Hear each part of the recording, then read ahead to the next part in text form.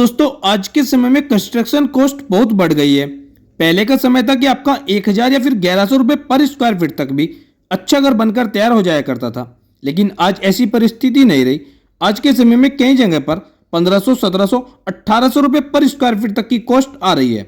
अब दोस्तों ऐसे में आपका यह जानना बहुत जरूरी है कि कैसे आप अपने घर की कॉस्ट 2 से 3 लाख रुपए तक कम कर सकते हैं। दोस्तों वीडियो स्टार्ट करने से पहले आपसे छोटी सी रिक्वेस्ट है, अगर आप चैनल पर नए हैं तो प्लीज चैनल को सब्सक्राइब, वीडियो को लाइक और बेल आइकन को प्रेस करना ना भूलें, ताकि मेरी आने वाली और भी अच्छी वीडियो की नोटिफिकेशन आप तक पहुंचती रहे।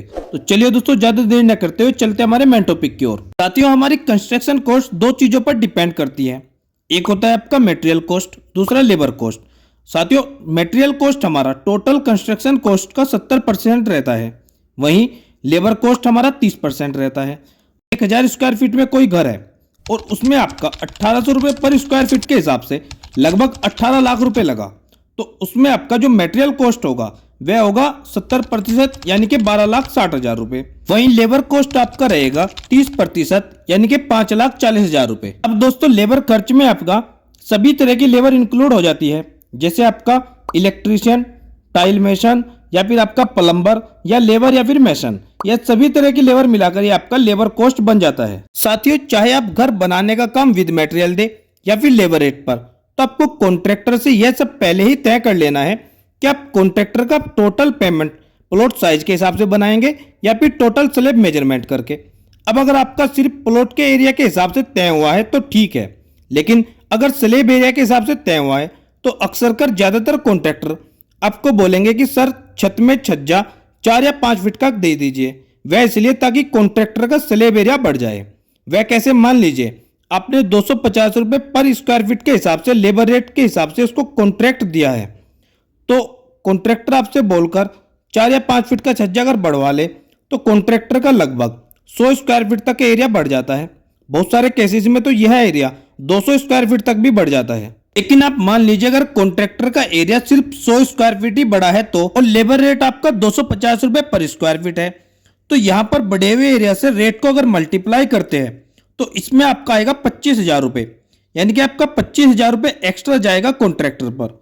तो यहां पर आप 25,000 बचाने के लिए सिर्फ 3 फीट का छज्जा ही दे, क्योंकि अगर आप 3 फीट का छज्जा देते हैं तो यह मजबूती के लिहाज से भी अच्छा रहता है as per compare to 4 feet या 5 फीट छज्जा। अब बात करते हैं कि मटेरियल में हमें कैसे कैसे पैसा बचाना चाहिए। मैं आपको शुरू से डिटेल से बताता हूं। सबसे पहले अगर हम एक प्लॉट लेते हैं तो प्लॉट हमें या तो स्क्वायर शेप का लेना चाहिए या फिर रेक्टेंगल शेप का।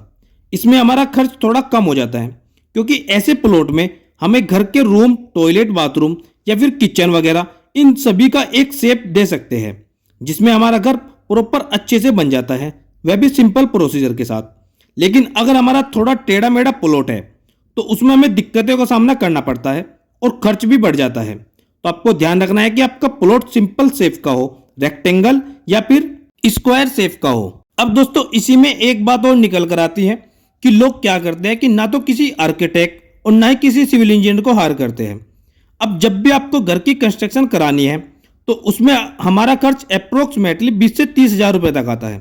अगर आप अच्छा नक्शा बनवाते हैं या फिर किसी आर्किटेक्ट या इंजीनियर को हायर करते हैं तो उसमें आपका 20 से 30,000 रुपए खर्च आएगा। अब यह जो आपके 20 से 30,000 रुपए लग रहे हैं, आगे जाकर आपके 60 से 70,000 रुपए तक बचाते हैं, क्योंकि आपके घर में जो चेंजेस होते हैं वो ऑन द स्पॉट तो नहीं हो पाते।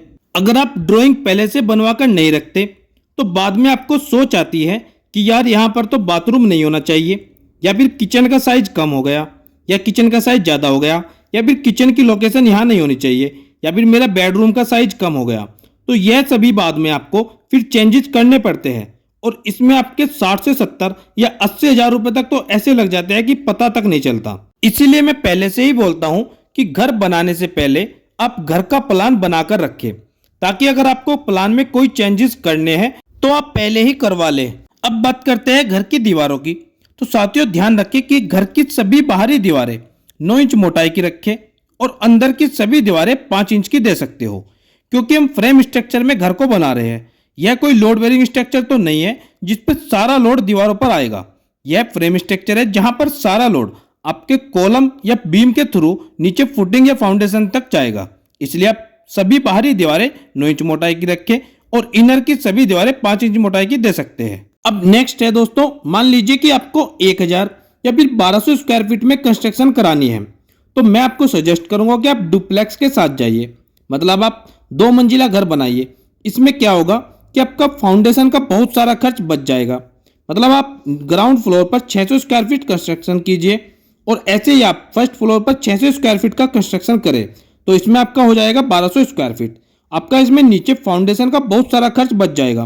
मतलब मैं आपको थोड़ा और सिंपली एक्सप्लेन कर देता हूं। अगर आप सिर्फ 600 स्क्वायर फीट में कंस्ट्रक्शन कराओगे तो इसमें आपको बहुत सारे कॉलम और फुटिंग नहीं देने पड़ेंगे। अगर आप यही काम 1000 स्क्वायर फीट या 1200 स्क्वायर फीट में करते हैं तो यहाँ पर आपको कॉलम और फुटिंग की मात्रा ज़्यादा देनी होगी।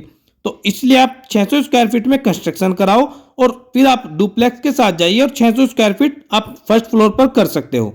इसमें आपके कॉलम और फुटिंग का डिजाइन चेंज हो जाएगा, यानी कि आर्किटेक्ट और स्ट्रक्चरल इंजीनियर आपको डुप्लेक्स के हिसाब से डिजाइन करके देगा और इसमें आपका बहुत पैसा सेफ होगा। नेक्स्ट है आपका सीमेंट। दोस्तों अगर आप यहां पर मिस्टेक नहीं करेंगे तो आपका पक्का 10 से 20 हजार रुपए बचेगा ही बचेगा। वह कैसे? दोस्तों आपको अपने घर के सभी आरसीसी मेंबर्स में ओपीसी 53 ग्रेड का सीमेंट यूज करना है। मतलब आपका footing, column, tie beam, plinth beam या फिर आपके घर की स्लेब, छत, तो इसमें आप ओपीसी सीमेंट का यूज कर सकते हैं।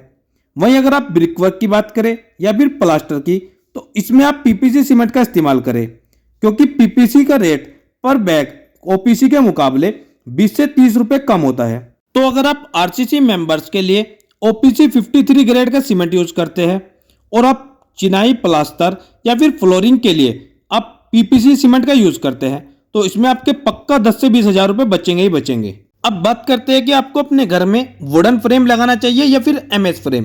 दोस्तों अगर हम घर का खर्च कम करना चाहते हैं तो फिर हमें एमएस फ्रेम के साथ जाना चाहिए।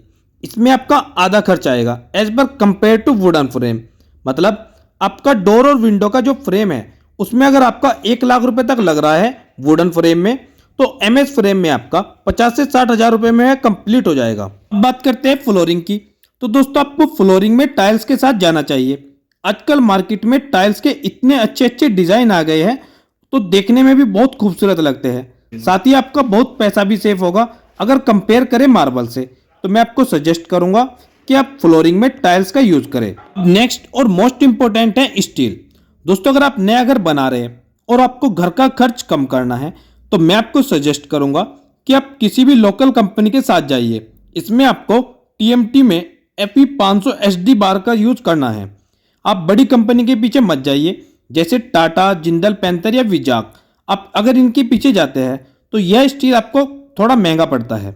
तो बड़े बड़े प्रोजेक्ट्स के लिए तो यह स्टील ठीक है, लेकिन अगर आप 1 मंजिल, 2 मंजिल या 3 मंजिल तक घर बना रहे हैं तो आप अपने एरिया का कोई local brand FE 500 SD use कर सकते हैं। इसमें कोई प्रॉब्लम नहीं होगी। इसमें आपको पर केजी 10 से 15 या 20 रुपए तक भी आपको सस्ता पड़ेगा। तो इसमें भी आपका 40 से 45 हजार रुपए तक बच सकता है। अब बात करते हैं घर के एलिवेशन की। दोस्तों अगर आप घर का डिजाइन बिल्कुल सिंपल रखते हैं तो इसमें आपका खर्च बचेगा। अगर आप यहाँ पर डिजाइन ज्यादा देना चाहते हैं तो इसमें आपका बहुत खर्च बढ़ जाएगा, क्योंकि कॉन्ट्रैक्टर एलिवेशन का डबल चार्ज लगाएगा। हाँ अगर आपको खर्च नहीं कम करना है तो आप कैसा भी एलिवेशन दे सकते हैं, लेकिन अगर आपको घर का खर्च कम करना है तो आप सिंपल एलिवेशन के साथ जाइए। अब दोस्तों घर के खर्च कम करने की बात आ रही है तो मैं आपको सजेस्ट करूंगा कि आप बड़ी बड़ी कंपनी के मटेरियल के पीछे मत जाइए। आप कोई लोकल कंपनी का, लोकल ब्रांड का मटेरियल भी यूज कर सकते हैं। बस आपको क्वालिटी का ध्यान रखना है, क्वालिटी अच्छी हो। दोस्तों आज की वीडियो में बस इतना ही। उम्मीद करता हूं दोस्तों आज की मेरी ये कोशिश आपके जरूर काम आएगी। आपको वीडियो कैसी लगी कमेंट सेक्शन में जरूर बताइएगा। दोस्तों वीडियो अच्छी लगी तो लाइक, चैनल पर नए हैं तो प्लीज चैनल को सब्सक्राइब करना न भूलें। और दोस्तों मेरी आने वाली और भी अच्छी वीडियो की नोटिफिकेशन के लिए बेल आइकन को प्रेस करना भी मत भूलिएगा। मिलते हैं दोस्तों एक और नई वीडियो में, एक और नई वीडियो लेक्चर के साथ। तब तक दोस्तों आप सबको मेरा नमस्कार।